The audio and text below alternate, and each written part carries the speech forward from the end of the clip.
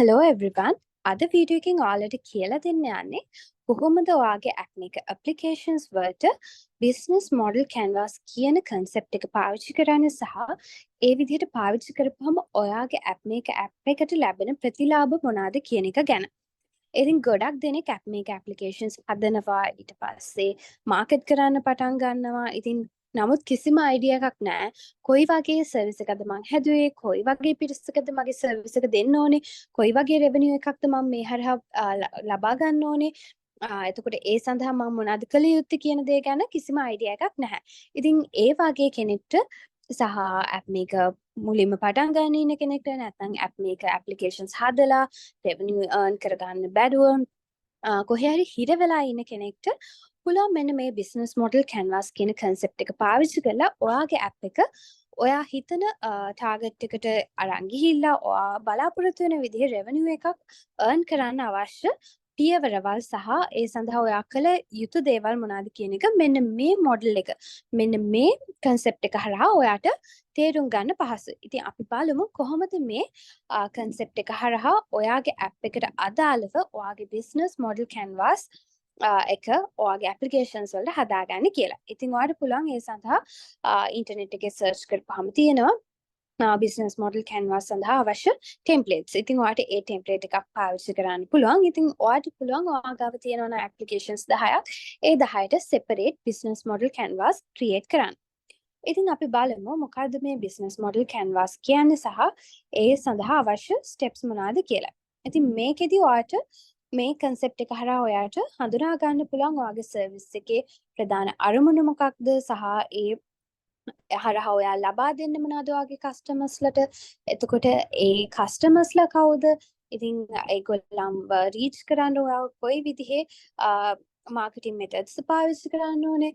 අන්තිමට ඔයාගේ revenue ඔයාගේ outcome එක ඔයා ලබා ගන්න ඔයා මොනවද කළ යුත්තේ කියන එක steps කීපයක් ඇතුළත මේ template එකේ පැහැදිලිව ඔයාට ඇතුළත් කරන්න පුළුවන්. ඉතින් මුලින්ම first step එක විදිහට තියෙන්නේ ඔයාගේ application එකේ. දැන් අපි Appmaker related අපි මේ model canvas අපි create කරන නිසා අපිට බලන්න පුළුවන් ඔයාගේ Appmaker application එකට අදාළව value proposition එක හඳුනා ගන්න ඕනේ. ඒ කියන්නේ ඔයාගේ service එකෙන් ඔයාගේ customers ලට ලබා දෙන්න බලාපොරොත්තු වෙන්නේ මොකද්ද කියන එක තමයි ඔයා මේ value proposition එකේ ඔයා ඇතුළත් කරන්න ඕනේ. ඉතින් උදාහරණයක් විදිහට අපි A level maths application එකකට business model canvas එකක් create කරලා තියෙනවා. ඉතින් ඒ අනුව value proposition එකකින් ඔයා බලාපොරොත්තු වෙන දේ ඔයා පැහැදිලිව mention කර ගන්න ඕනේ. ඉතින් ඒ කියන්නේ ඔයා බලාපොරොත්තු වෙනවා empowering advanced level maths students in Sri Lanka with comprehensive learning resources. ඉතින් ඔයා මේ application එක advanced level maths students ලා වෙනුවෙන් තමයි මේ create කරන්නේ. ඉතින් එයාලට අවශ්‍ය learning materials එයාලට අවශ්‍ය අධ්‍යාපනය සඳහා එයාලට අවශ්‍ය වෙන guidance එක ලබා දීම සඳහා ඔයා වගේම ඒ students ලව empower කරන්න මේ application එක ඔයා භාවිතා කරන්න තමයි බලාපොරොත්තු වෙන්නේ කියන එක value proposition එකේ ඔයා හඳුනා ගන්න. ඊට පස්සේ ඔයාට තියෙනවා customer segments කියන section එක තමයි ඊළඟට තියෙන්නේ. එතෙන්දී ඔයා අඳුන ගන්න මේ ඔයා හදන service එක application එක කොයි වගේ පිරිසක් විසින්ද පාවිච්චි කරන්නේ කියලා.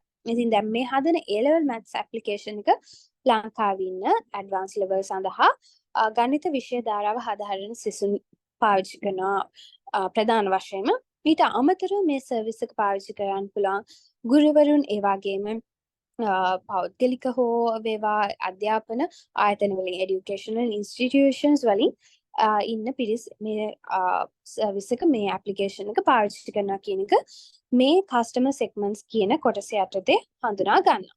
ඊට පස්සේ මේ විදිහට ඔන්න අපේ service එකෙන් වෙන්නේ මොනවාද? ඒක පාවිච්චි කරන්නේ කවුද? ඊට පස්සේ ඒ පාවිච්චි කරන පිරිස කොහොමද අපි reach කරන්න ඕනේ? කොයි වගේ මාදිලියන් වලින්ද කොයි වගේ channels වලින්ද අපේ මේ customers ලව අපි reach කරන්න කියන එක channels කියන කොටසෙන් අපි හඳුනා ගන්නවා. එතකොට Facebook එකේ අපිට පුළුවන් මේ application එකට relatedව සම්බන්ධව Facebook page එකක් හදන්න, ඒ වගේම Facebook campaigns කරන්න, ඒ වගේම educational website එකක් හදන්න, ඊට අමතරව අපිට ඩිරෙක්ට්ලි ගිහිල්ලා තියෙන ප්‍රධාන පාසල් වේවා ඒ හා සම්බන්ධ වෙලා ළමයින්ට මෙන්න මේ වගේ සර්විස් එකක් තියෙනවා. ඔයගලන්ට මේ ඇප්ලිකේෂන් එක භාවිතා කරලා ඔයාලගේ ඉගෙනීම් කටයුතු පහසුවෙන් කරගන්න පුළුවන්. අන්න ඒ විදිහට අපිට ඔන්ලයින් මාර්කටිං මෙතඩ් සහ ඊට පස්සේ මේ විදිහට ඩිරෙක්ට් මාර්කටිං මෙතඩ්ස් පාවිච්චි කරන්න පුළුවන් කියන එක අපි channels වල ඇතුළත් කරනවා.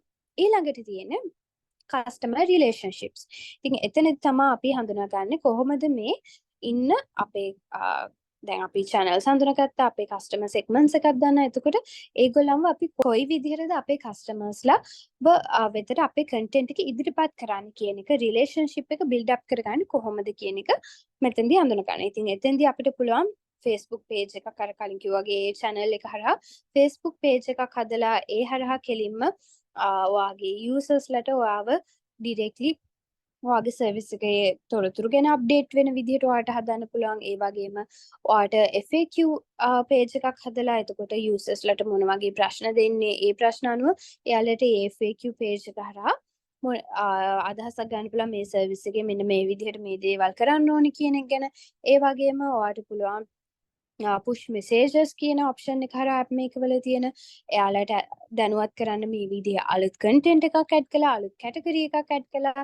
ඉතින් ඒ page එක link කරලා එතකොට ඒගොල්ලන්ට ඒ හරහාම මේ app එකේ අලුතෙන් අලුත් වෙන content ගැන update වෙන්න පුළුවන්. ඉතින් ඒ වගේ එයාලට ලේසියෙන්ම මේ relationship එක build up වුණාම මෙන්න මේ විදිහට ඔයාගේ content reach කරන්න හැකියාව ලැබෙනවා.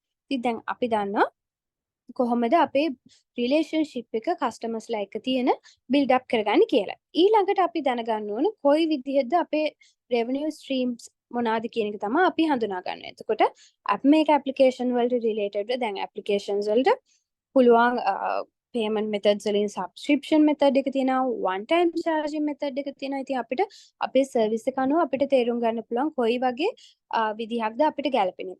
සබස්ක්‍රිප්ෂන් එකක් නම් මේ වගේ එඩියුකේෂනල් ඇප්ලිකේෂන් එකට ගොඩක් ප්‍රැක්ටිකල් වෙනවා. ඉතින් ප්‍රායෝගිකයි. ඉතින් ඒ වගේ අපිට අපේ සර්විස් එක අනුව රෙවෙනියු ස්ට්‍රීම් එක පාවිච්චි කරන්න පුළුවන්. අපි හිතනවා නම් Google Ads උත් අපේ සර්විස් එකට කනෙක්ට් කරන්න.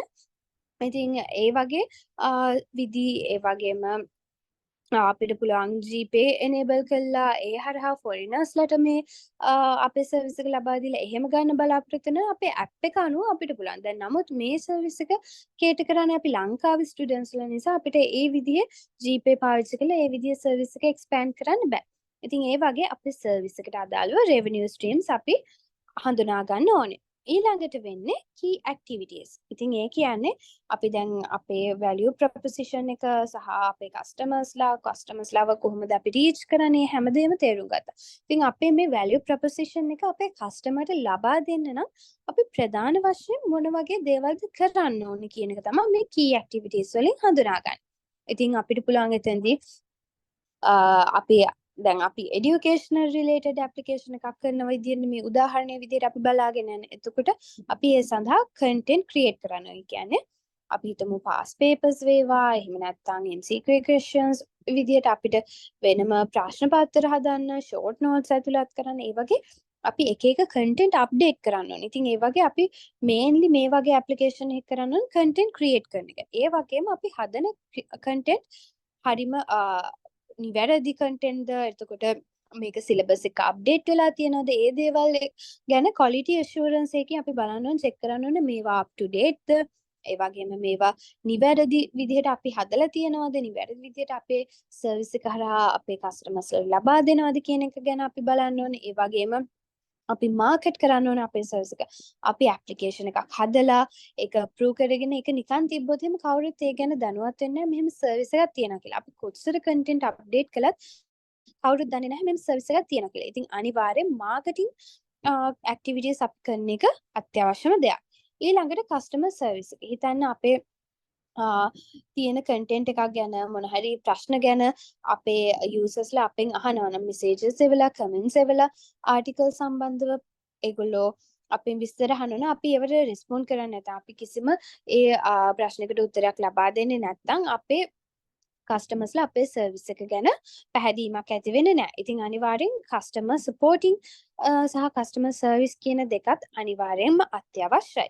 ඉතින් ඊළඟට තියෙන key resources. ඒ කියන්නේ මේ දේවල් කරන්න අපේ key activities කරන්න අපිට අවශ්‍ය දේවල් මොනවාද කියලා. දැන් කලින් කිව්වා වගේ අපි content create කරද්දී අපිට තියෙන්න ඕන ඒ සඳහා අවශ්‍ය කරුණු. ඉතින් අපි හිතමු recipe app එකක් නම් අපි recipes ඇතුළත් කරන්න අපි ගාව recipes තියෙන්න ඕන. ඉතින් ඒ සඳහා අපිට එක්ක දැනුමක් තියෙනවා. ඉතින් ඒ වගේ දැන් මේ උදාහරණ විදිහට ගත්තොත් එහෙම අපිට teachers guide ඊට පස්සේ විෂය නිර්දේශයට අදාළ documents එහෙම past papers short notes ඒ වගේ දේවල් අපි resources විදිහට තියෙනවා. ඒ කියන්නේ educational materials තියෙනවා. ඒ වගේම අපි customer service එක support කියන කොටස අනුව අපි ඒගොල්ලන්ට අපේ උදව් ලබා දෙන්න ඕනේ අපේ කස්ටමර්ස්ලට. ඉතින් ඒ දේවල් තිබ්බොත් එහෙම අපේ මේ අපි ඒ දේවල් අපි උඩ හඳුනාගත්ත key activities සඳහා අපි key activities අපි කරන්න නම් අපිට අවශ්‍ය වෙන සම්පත් resources මොනවද කියන එක තමයි මෙතෙන්දී ඇතුළත් කරන්න. ඊළඟට අපිට පුළුවන් key partnersලා හඳුනා ගන්න. දැන් අපි දන්නවනේ key activities සහ key resources අනුව අපිට educational materials ඕනේ. මෙන්න මේ විදිහට syllabus වේවා, teachers guide වේවා, ඒ දේවල් අපිට create කරන්න බෑනේ. එතකොට පාසල් වල pass papers ඇතුළත් කරනවා. ඉතින් ඒ දේවල් ලබා ගන්න අපිට partner කෙනෙක් ඉන්න ඕනේ. ඒ කියන්නේ external. පිටතින් අපි බාහිරව පාවිච්චි කරන සම්පත් අපි ළඟ තියෙනවා. ඉතින් ඒ දේවල් මොනවාද කියලා අපි හඳුනා ගන්නවා. ඉතින් educational institutions ඒ වගේම මේ සම්බන්ධව මේ අපේ domain එක අපි මේ පාවිච්චි කරන service එකට අදාළව ඉන්න විශේෂඥයෝ අපි ගාව ඉන්නවා නම් අපිට ගොඩක් වටිනවා. ඒ වගේම tech partnersලා අපේ මේ app එකේ infrastructure එක maintain කරන්න, එහෙම නැත්නම් marketing ගත්තොත් එහෙම marketing පැත්තෙන් expertiseලා ඉන්නවා නම් ඒ වගේ එතකොට අපිට මේ දේවල් වලට බාහිරින් අපිට උදව් ලබා ගන්න අවශ්‍යයි. පුළුවන් අය අපි මෙතන key partnersලා විදියට identify කරගෙන ඇතුළත් කරනවා. ඊළඟට තියෙන්නේ cost structure එක. ඉතින් එතනදී අපි බලන්න ඕනේ කොයි වගේ දේවල් වලටද මුදල් වියදම් කරන්න වෙන්නේ අපිට. අපි දැන් content develop කරන්න වෙනම team එකක් ගන්නවා නම් ඒ සඳහා වියදමක් යනවා. ඊට පස්සේ marketing කරද්දී ඒ සඳහා වියදමක් යනවා. ඒ වගේම අපි මේ විදිහට customer inquiries, customer support වලට අපි කාව හරි තියෙනවා ඒ සඳහා වියදමක් යනවා. ඒ වගේ අපි කොයි විදිහටද අපි මේ සේවාව ලබා දීමට අපේ value proposition එක අපි කස්ටමර්ට ලබා දීම සඳහා අපිට කොයි විදිහටද අපේ මුදල් අපි යොදවන්න ඕනි කියන එක ගැන තමයි මේ cost structure එකේ අපි ඇතුළත් කරන්නේ. ඊට පස්සේ මෙන්න මේ steps ටික අපි හරියට හඳුනා ගත්තාම අපේ business model canvas එක අපි build up කරලා තියෙනවා. ඉතින් එතකොට අපිට හොඳ idea එකක් තියෙනවා කොයි වගේ දේවල්ද අපි අපේ application එකේ අපි බලාපොරොත්තු වෙන outcome එක අපේ දෙන්න බලාපොරොත්තු වෙන දේ කොහොමද අපි දෙන්න ඕනේ. ඒ සඳහා අපිට කොයි වගේ විදිහට මුදල් වැය කරන්න වෙන්නේ. ඒ වගේම කොයි විදිහටද අපේ marketing methods අපි පාවිච්චි කරන්න ඕනේ. කවුද අපේ මේ service එක පාවිච්චි කරන්නේ ඉන්නේ. අපි යාළුව කොයි විදිහද reach කරන්නේ. අන්න ඒ සියලුම දේ ගැන අපිට මේ හරහා idea එකක් ගන්න පුළුවන්. ඉතින් ඔයා නිකම්ම application එකක් හදලා approval එක අරගෙන නිකම්ම market කරන කෙනෙක් නම් හිතලා බලන්න ඔයාට මේ steps ටික මගහැරුණා නේද?